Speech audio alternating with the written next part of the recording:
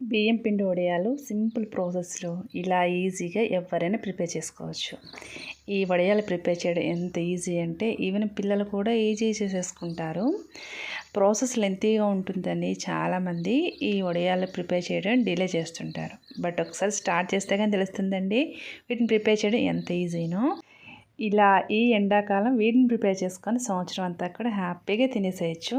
పువ్వులాగా ఆయిల్లో వేసినప్పుడు చక్కగా పొంగుతాయి అన్నమాట. ఈ వడియాల కోసం ఒక బౌల్లోకి 1 కప్పు బియ్యం పిండి తీసుకుంటున్నాను. బియ్యం పిండి ఏ కప్పుతో అయితే తీసుకున్నామో అదే కప్పుతోటి నీళ్లు మెజర్ చేసుకోవాలి. క్వాంటిటీ కరెక్ట్గా ఉండాలండి. అప్పుడే మనకి పర్ఫెక్ట్గా వస్తాయి అన్నమాట వడియాలు. అచ్చం షాప్లో కొన్నట్టు ఉంటాయండి చూడ్డానికి కానీ టేస్ట్లో కానీ. ఫస్ట్ అయితే 2 కప్పులు నీళ్లు పోసి మిక్స్ చేసుకుంటున్నాను.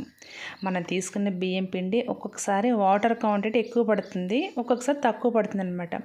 సో నేనైతే 1 కప్పు బియ్యం పిండికి దగ్గరగా 3.5 కప్పుల వరకు నీళ్లు పోసానండి. మనం బియ్యం పిండిలో పోసిన నీళ్ళు కరెక్ట్గా గుర్తుపెట్టుకోవాలి.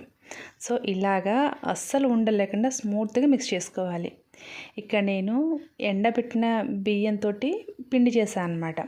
సో అందు గురించి కొన్ని నీళ్ళు ఎక్కువగానే పడుతుంది. కొంతమంది తడి బియ్యం పిండితో చేస్తుంటారు కదా, అలాంటప్పుడు నీళ్లు తక్కువ పడతాయి అన్నమాట. సో చూసుకొని నీళ్ళు కరెక్ట్ క్వాంటిటీ తీసుకోవాలి. దగ్గరగా ఈ పిండి స్మూత్గా మిక్స్ అవ్వడానికి నాకు 3.5 కప్పులు నీళ్ళు పట్టినాయండి. మిగిలిన 4.5 కప్పుల నీళ్ళు మరిగించుకోవాలి. ఇలా స్మూత్గా ఉండాలన్నమాట బ్యాటర్. ఇలా మిక్స్ చేసుకొని దీన్ని పక్కన పెట్టేసుకుందాం. నెక్స్ట్ కొంచెం వెడల్పుగా అండ్ మందంగా ఉన్న అల్యూమినియం గిన్నె తీసుకుంటే కరెక్ట్గా వస్తాయండి వడియాలు. నేను స్టీల్ గిన్నె తీసుకున్నాను కానీ అసలైతే అల్యూమినియం గిన్నెలో ప్రిపేర్ చేసుకుంటే అడుగు పట్టకుండా చక్కగా డౌట్ లేకుండా ప్రిపేర్ చేసుకోవచ్చు అనమాట. చూడండి ఫస్ట్ 3.5 కప్పులు నీళ్ళు పోసాను కదా, ఇప్పుడు మళ్ళీ ఒక 4 కప్పుల దాకా నీళ్ళు పోసాను అనమాట. మొత్తం నేను 8 కప్పుల వరకు నీళ్లు పోసానండి. నీళ్లు ఇలా మరుగుతున్నప్పుడే కలిపెట్టుకున్న బియ్యం పిండి కూడా పోసేసుకోవాలి. చూడండి అసలు ఏ మాత్రం ఉండలు లేకుండా స్మూత్గా మిక్స్ చేసుకోవాలి. వడియాల పిండి సరిగా ఉడకకపోతే వడియాలు ప్రిపేర్ చేసినప్పుడు విరిగిపోతుంటాయి అన్నమాట, లేదంటే క్లాత్కి స్టిక్ అవ్వడం అలా అవుతుందండి. సో ఈ వడియాలు మనకు పర్ఫెక్ట్గా రావాలంటే పిండి ఉడికించడంలోనూ అండ్ మెజర్మెంట్స్లోనే ఉంటుందన్నమాట. అసలు ఎక్కడా ఉండాలి లేకుండా పిండి ట్రాన్స్పరెంట్గా అయ్యేంత వరకు నిదానంగా ఉడికించుకోవాలి. ఇందులోనే మీ టేస్ట్కి తగ్గట్టుగా సాల్ట్ వేసుకోవాలి. వడియాలైనా అప్పడాలైనా సరే కొంచెం సాల్ట్ క్వాంటిటీ తక్కువగా వేసుకుంటే మనకు డ్రై అయిన తర్వాత సాల్ట్నెస్ అనేది కరెక్ట్గా ఉంటుందన్నమాట. ఫస్టే మనం కరెక్ట్గా వేసుకున్నాం అనుకోండి, ఈ వడియాలు డ్రై అయిన తర్వాత కొంచెం సాల్ట్నెస్ ఎక్కువగా ఉంటుంది. సో చూసుకొని వేసుకోవాలి. చూడండి కన్సిస్టెన్సీ నాకు కొంచెం తిక్కుగా అనిపిస్తుంది కదా, మరీ ఇంత తిక్కుగా ప్రిపేర్ చేసినా సరే అంత పర్ఫెక్ట్గా రావన్నమాట. సో ఇంకొక అరకప్పు వేడి నీళ్ళు పోసుకుంటున్నాను. ఒకవేళ కన్సిస్టెన్సీ థిక్గా అనిపిస్తే చన్నీళ్ళు అస్సలు పోయొద్దండి, వేడి నీళ్ళు పోసుకొని మిక్స్ చేసుకోవాలి. అప్పుడే మనకు పర్ఫెక్ట్గా ఉంటుందన్నమాట కన్సిస్టెన్సీ. చూడండి ఇలా ఉడికించుకోవాలన్నమాట. స్టవ్ దగ్గర నుంచి అస్సలు కదలకుండా ఇలా మీడియం ఫ్లేమ్లో మంటను పెట్టి ఉడికించుకోవాలి. మనకు అప్పుడే వడియాలు కలర్ఫుల్గా ఉంటాయి, పర్ఫెక్ట్గా వస్తాయి, అసలు క్లాత్కి స్టిక్ అవ్వకుండా కరెక్ట్గా ఉంటుందన్నమాట. చూడండి ఇలా ఉండాలన్నమాట కన్సిస్టెన్సీ. అప్పటి వరకు చక్కగా ఉడికించుకుంటూనే ఉండాలి, మధ్యలో అడుగు పట్టకుండా ఇలా ఉడికించుకోవాలన్నమాట. ఇప్పుడు స్టవ్ ఆఫ్ చేసిన తర్వాత సన్నగా కట్ చేసిన ఎండుమిరపకాయ ముక్కలు అండ్ కరివేపాకు కొంచెం జీలకర్ర వేసుకుంటున్నాను. ఫస్టే నీళ్ళలో కూడా వేసుకోవచ్చండి. నీళ్ళలో వేసుకుంటే కలర్ చేంజ్ అయిపోతాయి అన్నమాట, థిక్ కలర్లో వచ్చేస్తాయండి వడియాలు. సో అందుకొచ్చి నేను స్టవ్ ఆఫ్ చేసిన తర్వాత వేసుకుంటున్నాను. మీరు కావాలనుకుంటే నీళ్ళు మరిగేటప్పుడు వేసుకోవచ్చు. ఇందులో నువ్వులు వేసుకోవచ్చు, కొంచెం వాము వేసుకోవచ్చు. నేనైతే కరివేపాకు అండ్ ఎండుమిరపకాయ ముక్కలు జీలకర్ర వేసాను.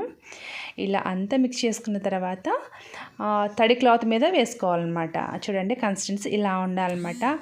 మరీ పల్చగా ఉన్నా సరే రావు, అలా అని మరీ తిక్కుగా ఉన్నా సరే రావు అనమాట వడియాలు. ఇలా ఉండాలి.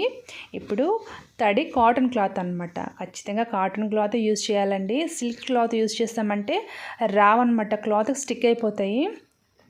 ఇలా లోతుగా ఉన్న గరిటెతోటి పిండిని ఇలా వేసేసుకొని లైట్గా పైన స్ప్రెడ్ చేసామంటే సరిపోతుంది. మరీ పల్చగా వేసామంటే డ్రై అయిన తర్వాత ఇంకా పల్చగా అయిపోతాయి అన్నమాట. సో చూసుకొని కన్సిస్టెన్సీని అడ్జస్ట్ చేసుకొని ఇలా అన్నిటిని ప్రిపేర్ చేసుకోవాలి. ఈ ప్రాసెస్ లెంతీగా ఉన్నా సరే ఈ టేస్ట్ అయితే భలే ఉంటుందండి. ఎవరి హెల్ప్ లేకపోయినా సరే ఒక్కరం ఈజీగా ప్రిపేర్ చేసుకోవచ్చు. ఒక్కసారి వీటిని ప్రిపేర్ చేసుకున్నామంటే సంవత్సరం అంతా హ్యాపీగా స్టోర్ చేసుకోవచ్చు. చూడండి డ్రై అయిన తర్వాత ఇలా ఉంటాయి అన్నమాట. ఇవి ఫ్యాన్ గాలికి ఆరబెట్టుకోవచ్చు, కానీ ఎండలో పెట్టి ఆరబెట్టుకుంటేనే చక్కగా ఉంటాయి అన్నమాట. హ్యాపీగా స్టోర్ చేసుకోవచ్చు. సో ఇలా ఎండిన తర్వాత క్లాత్ వెనక్కి తిప్పి లైట్గా నీళ్ళు చల్లుకోవాలి. ఎక్కువగా అవసరం లేదండి, జస్ట్ లైట్గా చల్లి ఒక్క 2 నిమిషాల పాటు వదిలేసామంటే ఈజీగా క్లాత్ నుంచి రిమూవ్ అయిపోతాయి. ఎంత పర్ఫెక్ట్గా వచ్చినాయంటే ఈ వడియాలు, టేస్ట్ కూడా చాలా బాగుంటాయి అన్నమాట.